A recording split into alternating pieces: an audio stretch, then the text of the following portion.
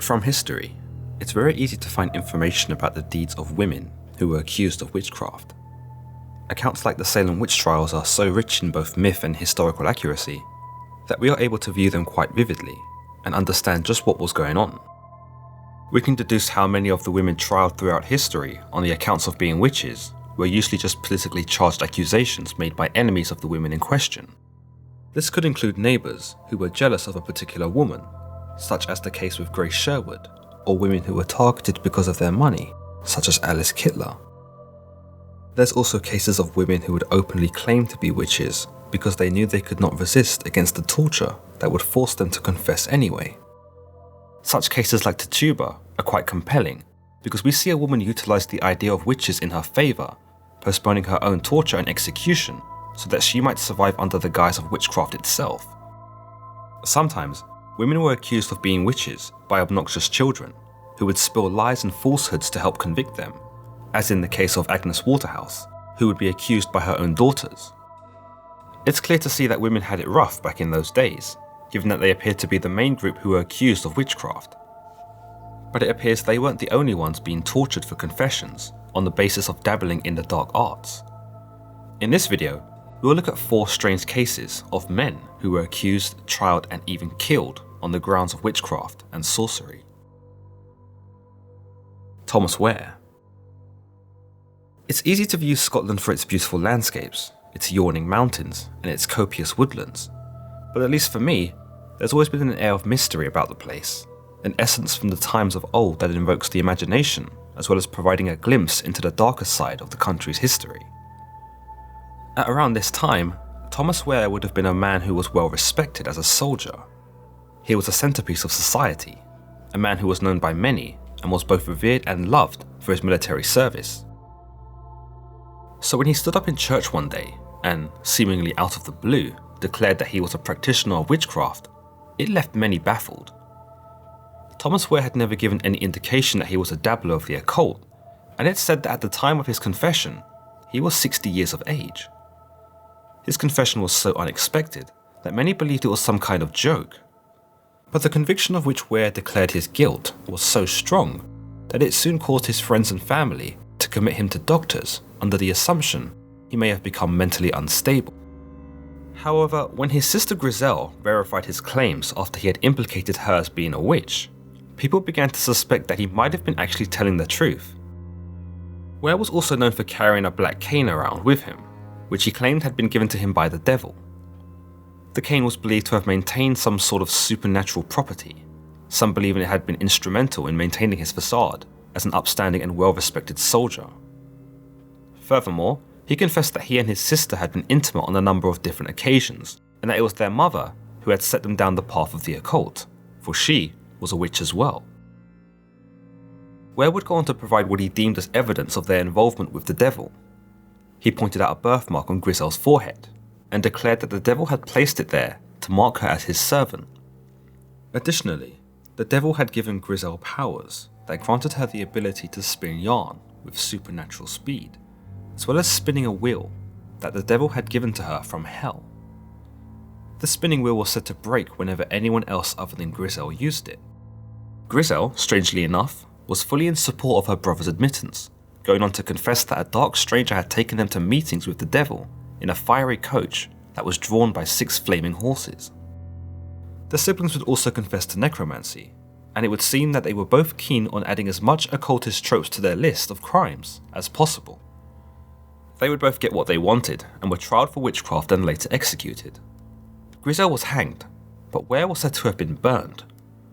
According to witnesses, the 2 siblings did not die as quickly as one might expect. Griselle twitched and convulsed for an extended period of time when she was hanged, and Ware's body took an unsettling amount of time to actually burn. His cane was also thrown into the fire as well, and was said to move on its own accord before it was consumed by the flames. Conrad Stokely. Conrad Stokely was a horse wrangler in Germany, a non-assuming man who part-timed as a healer. He didn't appear to live an extraordinary sort of life until one fateful day in 1579, where he met what he would describe as an angel. This angel led him on a journey during the night to what he says was a strange and distant place.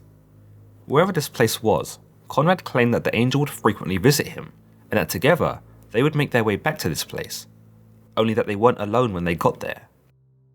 He cites other entities which he called night phantoms as being present during their journeys, creatures that would teach him to become an even more effective healer.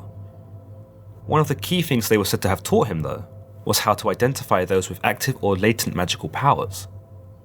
With these powers of deduction, Conrad accused a woman named Anna of being a witch in 1586. By this point, Conrad had already been arrested given his confession of running around with night phantoms and playing with magic, but that didn't stop the authorities from investigating Anna nonetheless.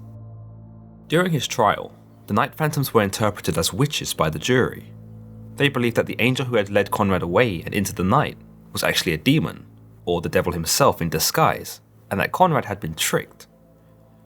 The strange place which Conrad claimed he had visited was deemed to be a Sabbath, and that he was actually involved in an organised occultist faction that worshipped the devil. What's interesting about this is that some believe Conrad had actually been led away by an angel, and that the night phantoms were benign in nature. However, no one could conceive that a mere horse wrangler would be chosen by an angel to receive blessings and wisdom, and so he was tortured by the authorities until he confessed that the angel was indeed a devil, and that the night phantoms were witches. He was executed shortly afterwards. Thomas Lewton. In 1659, a merchant named Thomas Lewton would become the victim of slander when word got about that he had killed a young boy by poisoning him. The tales go that Lewton had given a boy a plum, but that the plum had gone off, causing the boy who ate it to fall ill and die. You might think it was easy enough to explain. The merchant hadn't meant to have killed the boy after all, and you can argue that the plum may have not been the cause of death in the first place. But no, the rumours started to circulate that Lewton had bewitched the plum, and that he'd fed it to the boy on purpose. Like most of you, Lewton thought that this was pretty ridiculous, and so he called the authorities to hold a trial so that he might plead his innocence and put the whole thing behind him. He was so confident that he'd win the case that he didn't bother hiring any lawyers, nor did he think to provide any evidence, for his word should have been enough, right? After all, this was a ludicrous accusation, was it not? Turns out no. His neighbours all ganged up on him and testified against him, and after being searched, he was found to have a mark on his body, in which was decided was the mark of the devil. It's likely that those who testified against Lewton either didn't like him or wanted his business. It's possible that many of the accusers were rival merchants who wanted Lewton out of the picture to expand their own profits. Lewton was tortured for a confession, which, as you can imagine, led him to confessing that he had attended Sabbaths and that all of his wealth had come from the devil himself. But Lewton was never actually executed, but instead died in his cell after the wounds he'd endured during the torture. To add more insult to injury, most of his property was sold off to pay the court costs of his trial. Louie Gaufridi. In the south of France in 1611, Louie Gaufridi, a priest, was soon to be found out for being an occultist in disguise. His crimes involved the sending of demons into the house of nuns, particularly in a time when so-called demonic possessions were a common occurrence. One of Louis's main victims was the 17-year-old nun, Madeleine, a young girl who was said to have suffered from emotional instability and mental illness. She was known to often return home to her parents during bouts with depression, but would find comfort in Louis's company, given that he was a friend of the family. In fact, he and Madeleine would actually become lovers, a big no-no for priests and nuns. Despite warnings to Louis about his sinful ways, he didn't appear to stop his affections. So Sister Madeleine was soon relocated to Marseille, where she would eventually spill the beans about her relations with the priest. But in order to keep this all hush-hush and to spare a priest of his fall from grace, Madeleine was sent to another convent and was urged to keep her lips sealed about her encounters. 2 years later, when Sister Madeleine turned 19, she fell victim to what appeared to be demonic possession. She experienced the normal signs of convulsions, speaking in tongues, outbursts of rage, and in one instance was able to destroy a crucifix. An exorcism was conducted to banish the demon that had entered her body, but the attempts proved futile. It's understood that Madeleine began to tell people about her relationship with Louis, and it was soon believed that Madeleine's possession was a result of this affair. Louis was branded a devil worshipper as well as a defiler, some claim he had actually taken Madeleine at the age of just 9 years of age. 3 more nuns at the convent were soon possessed by demons until most of the entire group were experiencing some form of demonic possession. A nun named Sister Louise Capot was said to have been afflicted the worst, given that her bodily contortions were said to have been more hideous, her limbs and bones bending in an unnatural manner. Louis, who was still under scrutiny for having caused Madeleine's possession, was now blamed for the spreading of said possession. He was summoned by the convent under the idea that only he could undo the wrong which he had committed.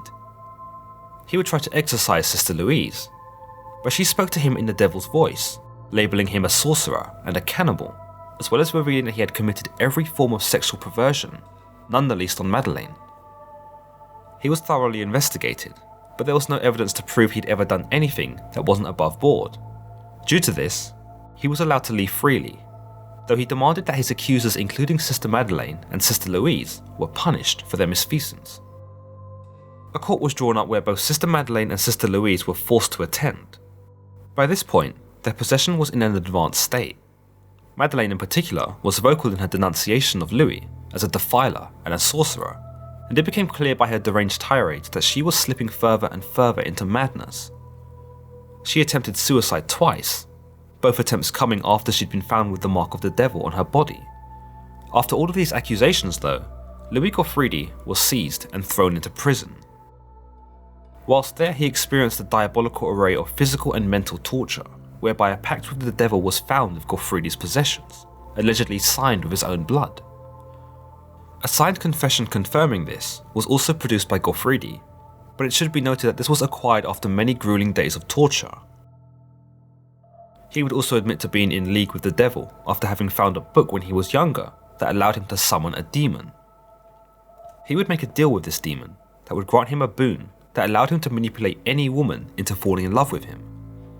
In light of these confessions, Louie Gaufridi was burned. Following his execution, Sister Madeleine made a full recovery from her demonic possessions, though the same cannot be said for Sister Louise, who continued to convulse and lash out. Both women were banished from the convent nonetheless. 30 years later, Madeleine was charged again with witchcraft and sentenced to imprisonment. Strangely enough, she was released many years later to a relative and would go on to live into old age. Let me know in the comments below what you thought about today's video. Who was your favourite male witch from the 4 we spoke about? And which ones do you feel were the most compelling? Do you know of any other male witches that I missed?